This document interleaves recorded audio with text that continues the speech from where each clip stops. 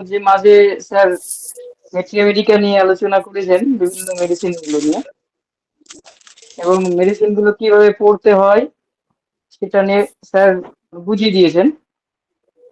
আজকে আসুন আমরা অরামনেট নিয়ে আলোচনা শুনবো। স্যারের কাছে বুঝে নেবো যে কিভাবে অরামনেট মেট্রিমেডিকাতে কিভাবে পড়তে হয় এবং সেইগুলোকে কিভাবে আয়ত্ত করতে হয়। আজ অরামনেটের প্রথম পর্ব নিয়ে আলোচনা করবেন আমাদের শ্রদ্ধেয় স্যার ডক্টর অমরনাথ চক্রবর্তী। আর আলোচনা চলাকালীন কেউ আনমিউট হয়ে যাবেন না, এবং মিউট ও ভিডিও ওপেন করবেন, এটা খেয়াল রাখবেন। প্রশ্ন থাকলে অবশ্যই করবেন। স্যার কেন্টের মেট্রিমেডিকা থেকে আলোচনা করবেন। আমি স্যারকে অনুরোধ করছি আজকে আলোচনা শুরু করার জন্য। স্যার শুরু করুন।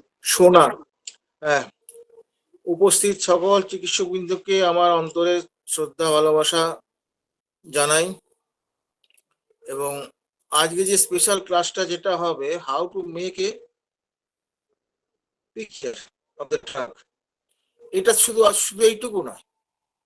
আমি যেটা এখানে যে জিনিসটা নিয়ে আলোচনা করব আমরা, সেটা হচ্ছে কি, যে জার্নি অফ দ্য পেশেন্ট। এই জার্নি অফ দ্য পেশেন্টটা যদি না ঠিক হয়, তাহলে শুধুমাত্র আপনি ওই সিমটম নিয়ে আপনি কি করবেন, ভ্যালিয়েশন সাপ্রেশন করবেন, আর অসৎ হলে পরে উইল বি সাকসেস বলে প্রচার করবেন। হ্যানিম্যান সাধে কি অর্গাননে অডে সাপেরি বলেছেন? বুকে হাত দিয়ে বলুন তো, আমাকে কিছু বলা দরকার নেই। কটা আপনি সত্যি কথা বলেন আপনার রেজাল্ট নিয়ে? অনেক সাহস থাকলে এটা বলা যায়। সত্যের প্রতি নিষ্ঠা যদি থাকে তবেই সেটা বলা যায়। এবং সোনা, সোনা অত্যন্ত মূল্যবান বস্তু। সোনা অত্যন্ত মূল্যবান বস্তু, কিন্তু কেমিক্যাল দিক থেকে যদি আমি সোনাকে বিচার করি, আগে তো সেই দাঁতের ফুটো বন্ধ করার জন্য করা হতো আর গয়নার জন্য করা হতো।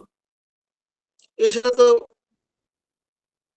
সোনার কোনো সেরকম কোনো ব্যবহার নেই। আপনি একটু ভেবে দেখুন দেখিনি, যে লোহা, ফেরাম মেটালিকাম, ফেরাম মেটালিকাম, লোহা, লোহার কি ধর্ম? লোহার ধর্ম হচ্ছে কি না,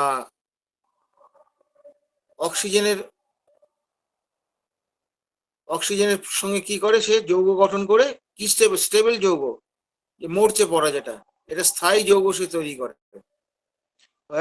এই লোহাই যখন আমাদের হিমোগ্লোবিন হয়ে যদি ভেতরে যায়, তখন সে কি করে, অস্থায়ী যৌগ তৈরি করে সে অক্সিজেনকে ক্যারি